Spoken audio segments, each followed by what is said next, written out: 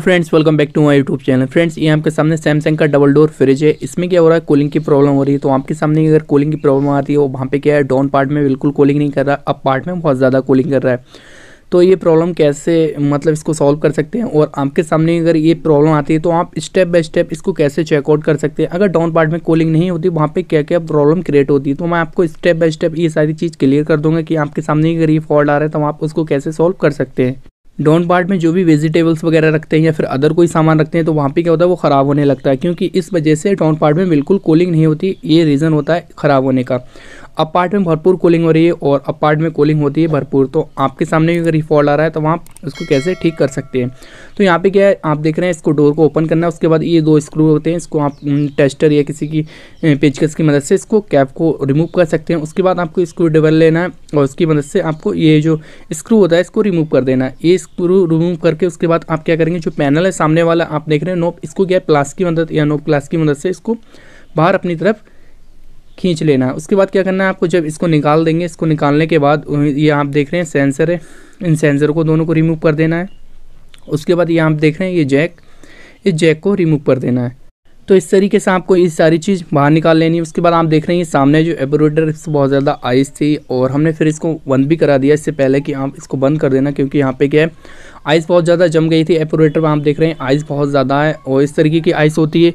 अगर इस तरीके से आइस अब पार्ट में बहुत ज़्यादा जमने लगती है, जो कूलिंग कॉइल होती है उसमें बहुत ज़्यादा आइस जमने लगती है, तो इससे क्या होता है आपका पूरे डक में आइस जम जाती है, आइस की परत जम जाती है। तो डाउन पार्ट में फ़ैन का जो फ्लो होता है वो नीचे नहीं पहुंच पाता है, ये प्रॉब्लम क्रिएट होती है। और ये प्रॉब्लम क्यों होती है ये सुन लें आप। यहाँ पे क्या होता है, सेंसर लगा होता है, आप देख रहे हैं ये। तो ये सेंसर जो है आप कैसे चेकआउट कर सकते हैं, आपको क्या लेना है, मीटर लेना है, मीटर को किलो पे सेट करना है। उसके बाद यहाँ पे जो सेंसर है, सेंसर की रेजिस्टेंस होगी वो मतलब किलो में शो होगी। तो यहाँ पे क्या है 4.5 किलो पे मतलब शो होना चाहिए। अगर आपका सेंसर ठीक हो तो वहाँ पे क्या है जो किलो सेट होगी, जो रेजिस्टेंस होगी इसकी सेंसर की, वो 4.5 किलो में शो होगी मीटर में। तो इस तरीके से आप इस सेंसर को चेकआउट कर सकते हैं। मीटर लेना है, मीटर को किलो पे सेट करके उसके बाद इसकी किलो चेक कर लो कि यहाँ पे 4.5 किलो शो होना चाहिए। अगर नहीं शो होती है तो वहाँ पे आपका सेंसर शॉर्ट है, या फिर अंदर से कहीं से वायर कट जाता है तब ये दिक्कत आती है, या फिर अंदर से ये शॉर्ट हो जाता है तब ये दिक्कत आती है। तो सेंसर आप क्या है इसको रिप्लेस कर दें, आपकी प्रॉब्लम सॉल्व हो जाएगी। तो यहाँ पे जो प्रॉब्लम है वो ये है कि इसका सेंसर जो है वो प्रॉपर तरीके से वर्क नहीं कर रहा था, इसीलिए ये दिक्कत आ रही थी। तो सेंसर जो है आप इसको क्या है सेंसर को रिप्लेस करो। सेंसर का काम जो होता है वो कूलिंग को सेंस करना होता है। ये कूलिंग नहीं सेंस कर पा रहा था, इसके कंप्रेसर जो है कंटिन्यू चल रहा था और आइस बहुत ज़्यादा जमना स्टार्ट हो गई। तो आइस जब जमना स्टार्ट हो गई, डाउन पार्ट में बिल्कुल कूलिंग नहीं हो रही, जहाँ से फ्लो आना चाहिए इस साइड से फ्लो आना चाहिए, तो ये बिल्कुल नहीं आ रहा था।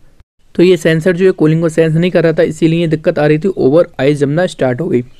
तो एक तो ये प्रॉब्लम होती है कि आपका सेंसर अगर फॉल्टी है तब ये दिक्कत आएगी। नेक्स्ट जो प्रॉब्लम है वो ये है कि अगर आपका हीटर प्रॉपर तरीके से वर्क नहीं करेगा तो अब भी ये प्रॉब्लम आएगी, क्योंकि हीटर जो होता है आपका, जो हीटर है 15 मिनट की टाइमिंग चलती है। जो पीछे बैक साइड क्या होता है टाइमर लगा होता है। अगर टाइमर में हीटर जो है हीटर नहीं वर्क करेगा, हीटर नहीं काम करेगा, तो वहाँ पर क्या होगा, आपका जो हीटर काम नहीं करेगा तो वहाँ पर भी ओवर आइस जमना स्टार्ट हो जाएगी। टाइमर पीछे लगा होता है, टाइमर की जो वर्किंग होती है वो ये होती है 8 घंटे तक कंप्रेसर को चलाता है, फिर 15 मिनट हीटर को ऑन करता है। अगर आपका टाइमर भी ख़राब होगा, हीटर को ऑन नहीं कर रहा है, कंप्रेसर कंटिन्यू चलता रहता है, तो वहाँ पे आपको टाइमर को भी चेकआउट करना है कि टाइमर भी फॉल्ट हो सकता है, हीटर भी फॉल्ट हो सकता है, प्लस आपके सेंसर में भी फॉल्ट हो सकता है, सेंसर में प्रॉब्लम हो सकती है। उसके बाद क्या आपने स्टेप बाय स्टेप ये सारी चीज़ चेकआउट कर ली। उसके बाद एक प्रॉब्लम और आती है, अगर डाउन पार्ट में कूलिंग नहीं आती है तब तो आप क्या करें, फ़ैन मोटर होता है, अगर फ़ैन मोटर प्रॉपर तरीके से नहीं चलेगा, फ़ैन मोटर आपकी ब्लेड रुक जाते हैं, कभी कभी वायर टच हो जाता है तब, या फिर आइस बहुत ज़्यादा जम जाती है तो फिर फ़ैन जो होता है वो नहीं चल पाता है, या फिर फ़ैन की वेंडिंग ख़राब हो जाती है, तब ये दिक्कत आती है कि डाउन पार्ट में बिल्कुल कूलिंग नहीं होती है। अगर फ़ैन नहीं चलेगा तब भी आपके जो कूलिंग कॉइल है बहुत ज़्यादा आइस जमना स्टार्ट हो जाएगी। हीटर नहीं चलेगा फिर भी बहुत ज़्यादा आइस जमेगी। टाइमर आपका ख़राब होगा फिर भी वहाँ पर बहुत ज़्यादा आइस जमना स्टार्ट हो जाएगी। टाइमर मतलब जब हीटर को ऑन नहीं करेगा तब। अगर कंप्रेसर चलता है तो कोई दिक्कत नहीं, तो आप क्या करें, टाइमर को भी चेक कर लें कि टाइमर आपका ख़राब नहीं होना चाहिए। अगर आपका सेंसर ख़राब होंगे, ये एनटीसी सेंसर होते हैं, अगर ये ख़राब होंगे फिर भी आपका कूलिंग कॉइल है बहुत ज़्यादा आइस जमना स्टार्ट हो जाएगी और डाउन पार्ट में बिल्कुल कूलिंग नहीं होगी।